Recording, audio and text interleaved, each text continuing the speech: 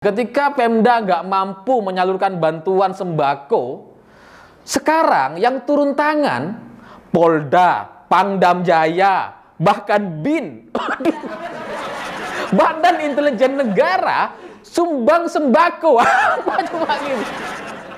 Dulu saya menolak ini karena nggak masuk akal. Badan Intelijen Negara ngurusin sembako, ngurusin vitamin apa? Pangdam Jaya, TNI, Kapolda daerah ngurusin sumbangan sembako, vitamin, apa ini? Ini nggak bener gitu.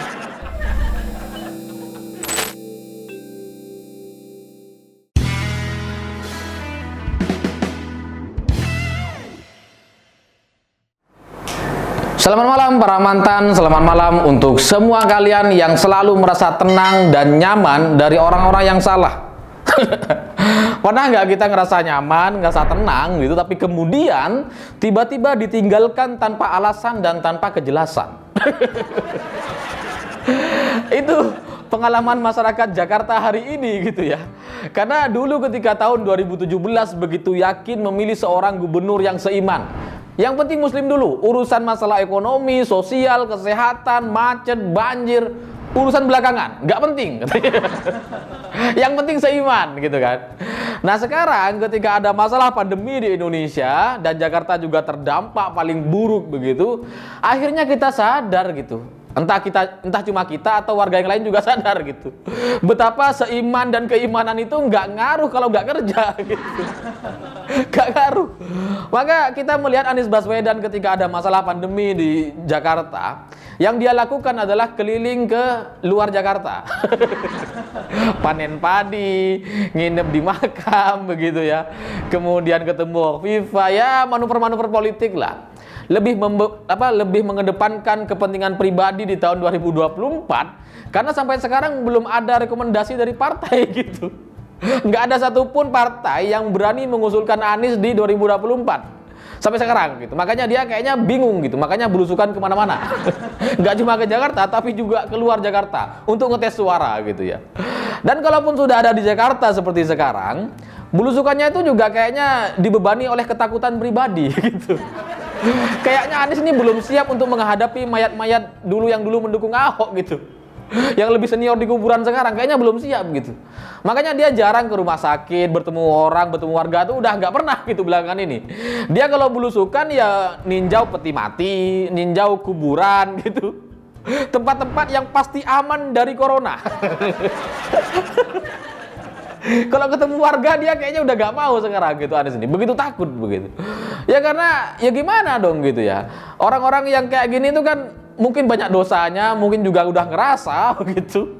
Ini kalau saya mati duluan ini gak enak nih kedengarannya gitu kan. Lucu Anies ini.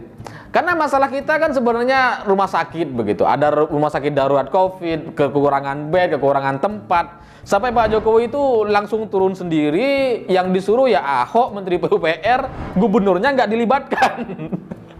Padahal itu masih di Jakarta gitu, nggak ada gubernurnya, kayak nggak ada gunanya emang Anies Baswedan ini gitu ya. Dan lebih buruk dari itu, ya memang sih masalah kita memang masalah di Jakarta gitu, masalah ekonomi, kesehatan, dan virus corona ini di Jakarta. Kalau Jakarta selesai maka cenderung kota-kota lain akan lebih mudah diselesaikan gitu. Tapi kalau Jakartanya buruk, ya yang lain ikut-ikutan. Masalahnya yang buruk gak cuma Pemprov DKI gitu, Pemprov Jabar juga sama. Kita emang kadang sedang menghadapi PPKM darurat dan banyak orang gak setuju, termasuk saya begitu, karena terdampak secara ekonomi. Tapi kan harusnya ada solusi. Kalau tahu masyarakat terdampak ekonomi, sebagai pejabat daerah mestinya ya peka gitu ya untuk memberikan bantuan, untuk mempercepat alokasi anggaran yang sudah ada dari pemerintah pusat gitu. Tapi Pemprov Jabar bilangnya nggak ada anggaran. Kita sudah habis.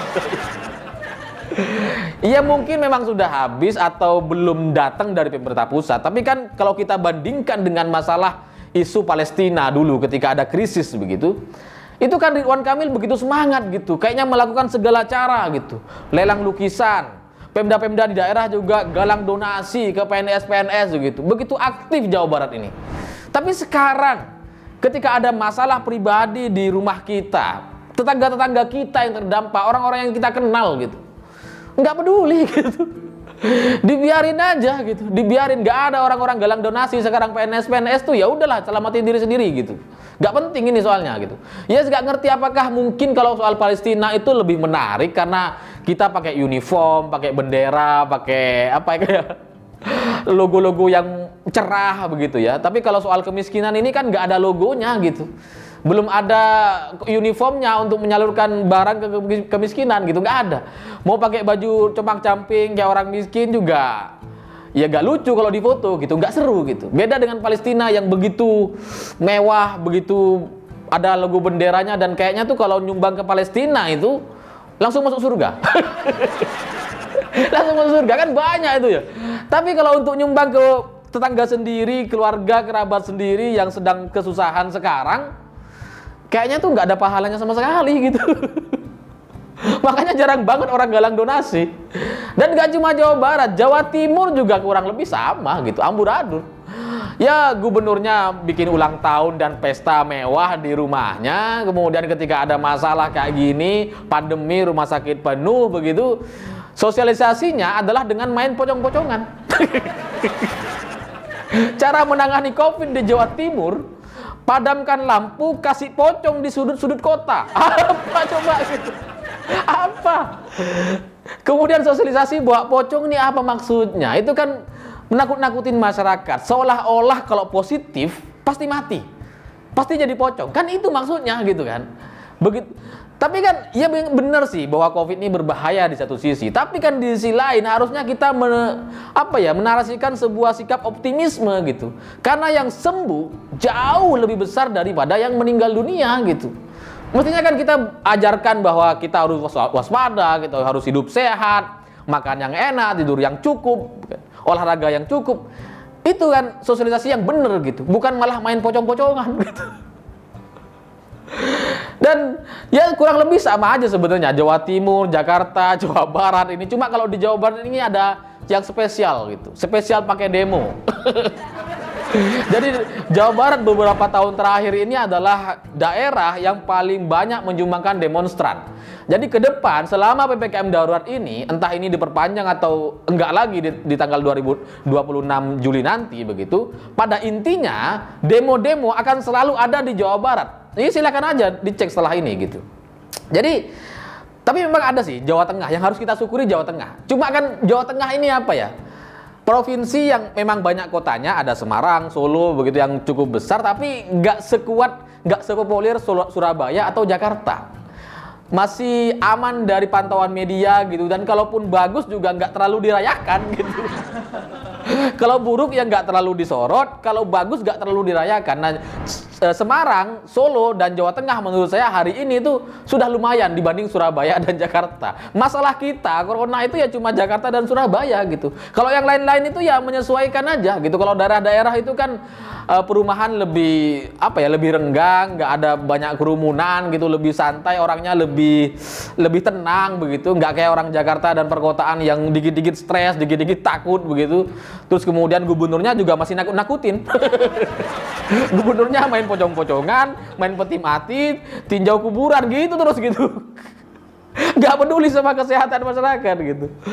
Dan memang sih urusan pandemi ini ya urusannya Pak Jokowi, urusan pemerintah gitu, pemerintah pusat karena beliau yang pegang kendali. Tapi di lapangan ngelihat proses penyaluran bantuan, kemudian serapan anggaran yang begitu lemah, begitu kurang gitu. Bahkan ada 190 triliun yang masih mengendap di bank katanya. Ini bagi saya tanda tanya besar gitu. Ini ngapain sebenarnya Pemda kita gitu ya. Tapi masyarakat kan taunya Pak Jokowi gitu. Kita nggak tahu lah gubernurnya siapa, bupatinya siapa, wali kotanya siapa. Mungkin juga kita nggak pernah lihat wajahnya kayak gimana begitu. Yang kita tahu setiap hari ya Pak Jokowi gitu. Di TV-TV ya Jokowi semuanya. Makanya orang-orang masyarakat seperti saya dan teman-teman saya itu ya nyalahinnya Pak Jokowi gitu. Siapa lagi gitu. Cuman setelah saya renungkan gitu, ternyata masalah-masalah di daerah ini juga amburadul gitu. Makanya kemudian ketika Pemda nggak mampu menyalurkan bantuan sembako, sekarang yang turun tangan Polda, Pangdam Jaya, bahkan BIN,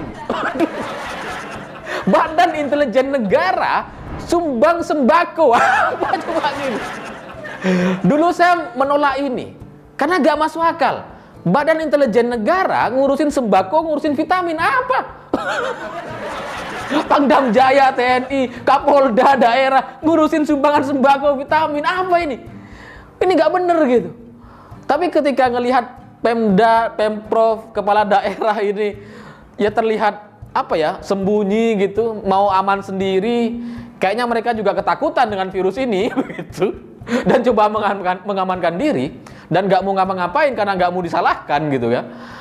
Ya akhirnya yang turun ya Kapolda, Pemda, Pamdang Jaya, sampai BIN. Ini kasihan negeri ini gitu.